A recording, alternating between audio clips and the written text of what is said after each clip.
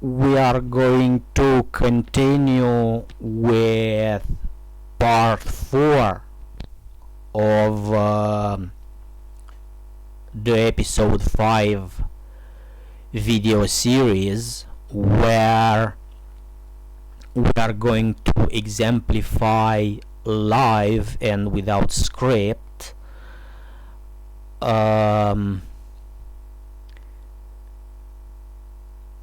how the legal platforms do not do anything to stop not only copyright infringement but also the identity theft that is happening on their platform under their supervision,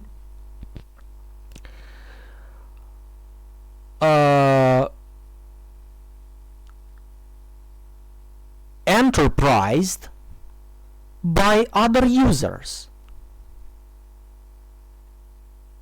So let's get right into it. We are going to again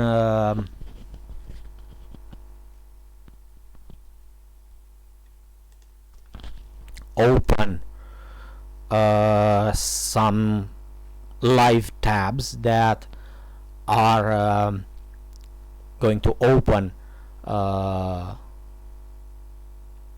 copyright infringing works directly on the Soundcloud website.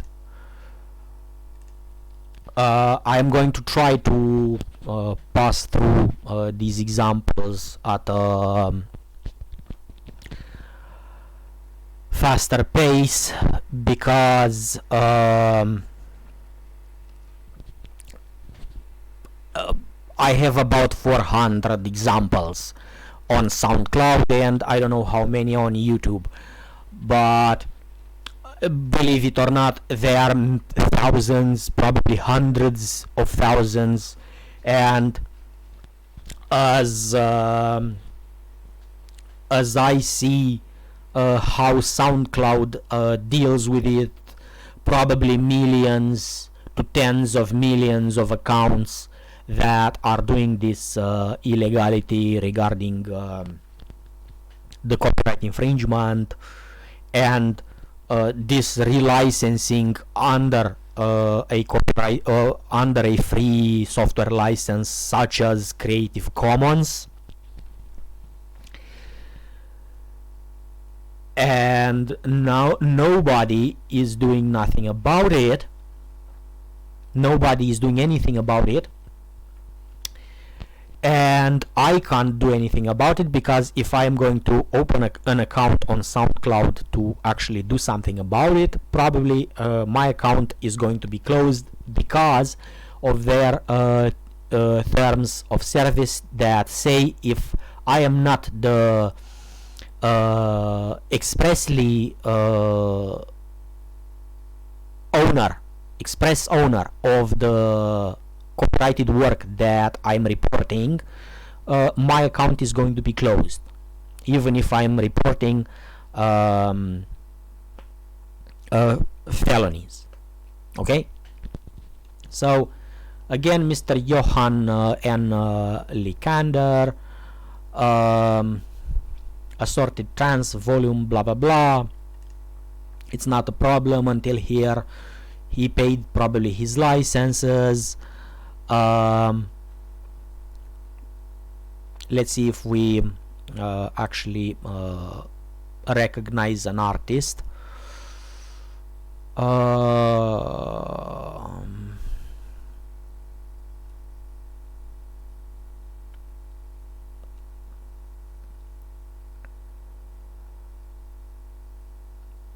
No, we don't. At least I don't. But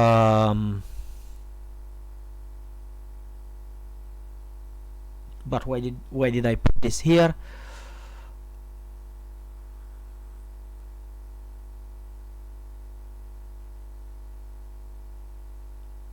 because Paul Hawcroft, I believe.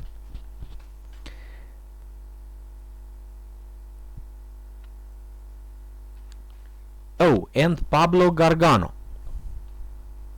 Deeper State. Yeah. And because of Glenn Allen. Look, Glenn Allen does not have did not release his work under a Creative Commons license. Okay, he is on some site on which he actually asks for a track just to listen. You can't remix this. $1.49. Okay, good. Mr. Pablo Gargano. Again, a producer that does not release his work under a Creative Commons license. Okay, look, his work is not under a Creative Commons license. These are standard copyright works. So Mr. Johan N. Lekander, or whatever his name is pronounced, is a felon because he relicensed copyrighted work under a Creative Commons license, which he wasn't legally allowed to do. Good. Mr. Sine Wave. Okay. I'm sure Eiffel 65 owners did not allow him to relicense the work.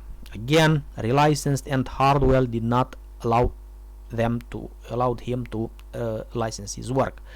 Again, Mr. Zeely or whatever. Okay, he does a mix. I have nothing against it.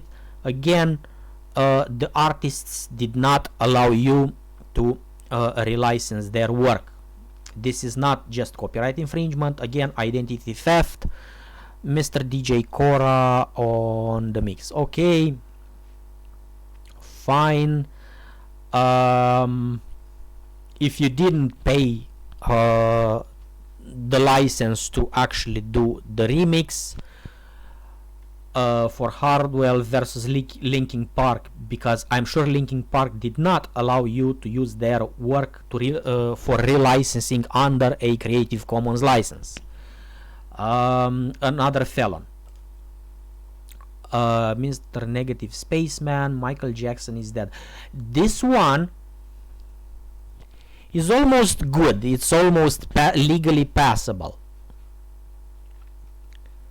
It's it's almost, it can almost pass. Okay.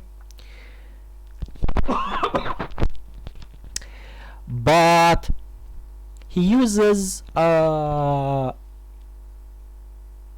some chords, I believe, some reproduced parts from Michael Jackson's work.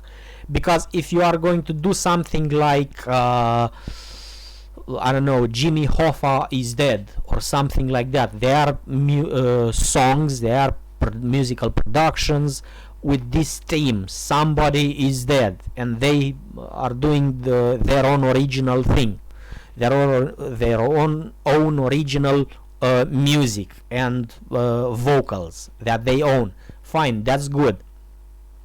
But when you are using some part of what Michael Jackson or another rights owner property on your work, this is a problem. And it's not a problem if you pay your licenses to these collective management organizations, as I said. But when you actually relicense it on with a free license and unsuspecting and genuinely unsuspecting users are going to use that work, and these collecting management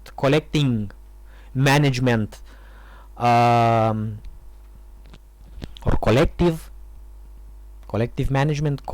management. I believe I because I'm thinking of money collecting, not just the collective because of the members. Anyway, it's collective management organizations.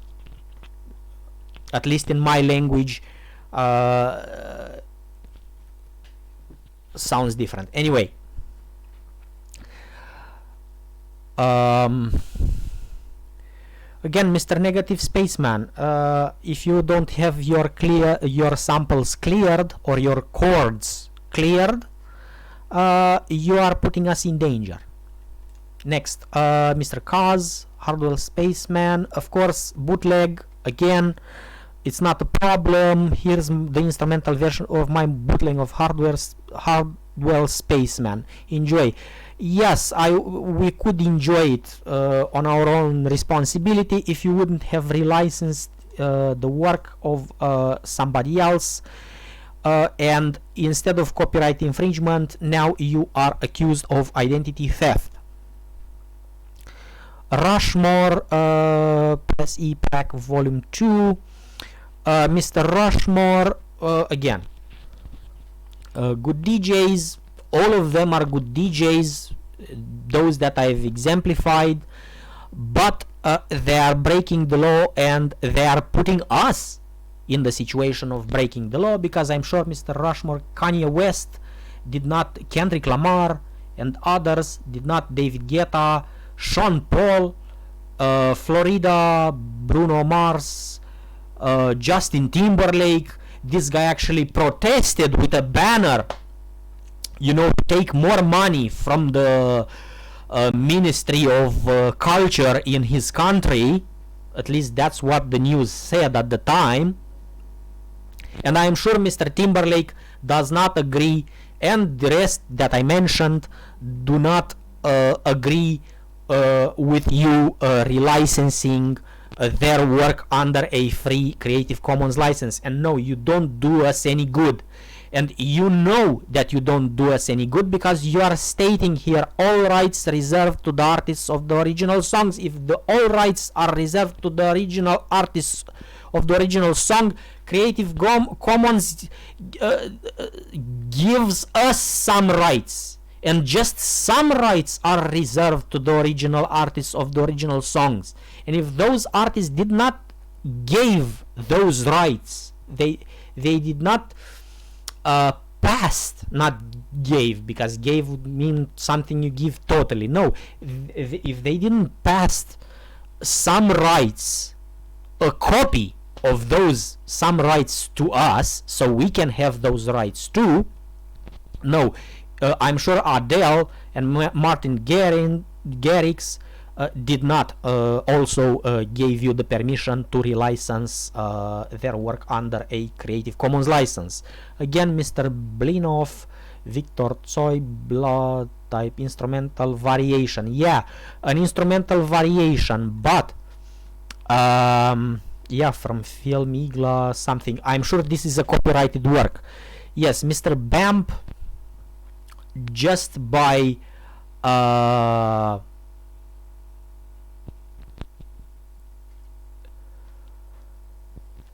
relicensing something that you don't have a signed paper that you have the right to do, again, you are going to. And of course, how the hell could I use your business, your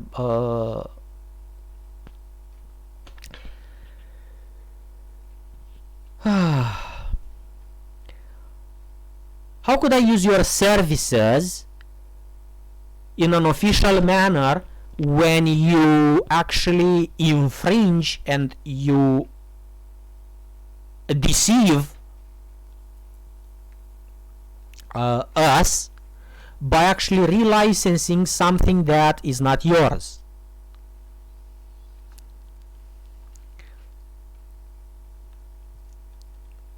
So again, another felon. Let's again deadly house music. Let's see what this is. Why did I is a page of DJ sent his tracks and here public. What the? So some look, this person, if we see that there are many stakeholders, maybe they form a record label. I don't even understand what this guy says, but at least somehow he has a probability of 50%, 45% to 50% to actually be genuine, and he does his diligence when allowing the uploads on this channel, but might not. So because this podcast of Paul Frank, as you see, is this how much no, come on, which one you do have?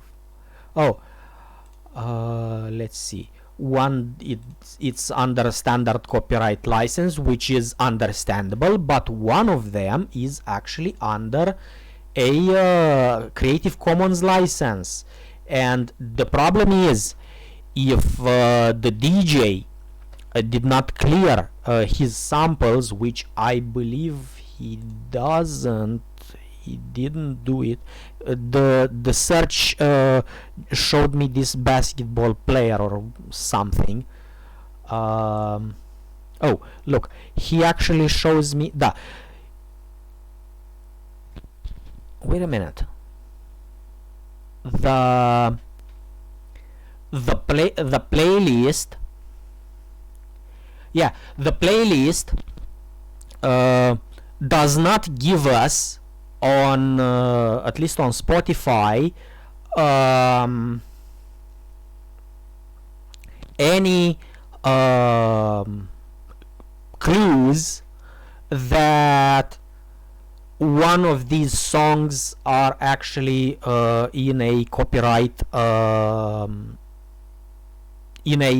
copyright free or under a free license such as Creative Commons. So the uploader, Deadly House Music, might actually be a felon, although the album art, the album photo looks commercial and genuine. Again, this uploader might actually be a felon with a probability of more than 90%. Again, Google does not give me what I wanted. So okay, Mr. Garrick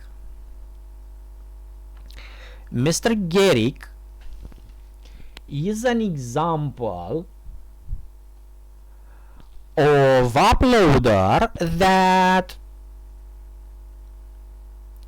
actually produces, a genuine producer. He he says who he is, the name of the work, and of course he describes that he used a program to actually produce the music, and of course he releases it under a Creative Commons license, which is this one. Okay, you can actually use it in your own work, respecting the Creative Commons conditions, which of course, if you don't know which those are, summarily, you have my fourth video on this channel, where I explain all of the Creative Commons license and their parameters and what they mean.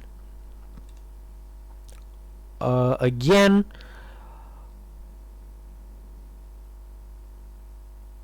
we have an example of an original producer and DJ that released something under a label, and he actually deemed to give us some rights, us the recipients some rights, of course under the conditions of the Creative Commons license. Again, another example of a user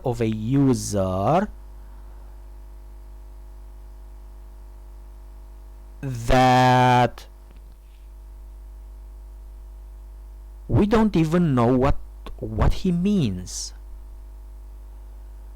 So, are you the guy, Patrick P? No, this one seems to actually be a felon, because he does a remix and if he would just do a remix and he wouldn't release it under the Creative Commons license, it would be okay from my point of view, because it wouldn't affect me. I would know that that is a copyrighted work that I mustn't use from a legal point of view, and that would be that. But as you see, this person releases some copyrighted work, and he says they're copyright protected work from 2018 by MT Music, and then he releases a remix that I am sure that the original author did not meant for it to actually be released, unless he goes with the name he goes with a different name on the SoundCloud account user, and he has another name on his stage name, that he uses. But when you are saying copyright protected work, you should actually say with the conditions, because this is the idea. When it is your work and you are telling me that it is a copyrighted protected work, you need to actually continue, with a hyphen, and say except acceptance are the conditions of the Creative Commons specified below. So now this guy has about 60% of being a felon. Okay, but he might just be a fan that did some remix and he's a complete felon. Let's end this here, and we are going to continue in the next part.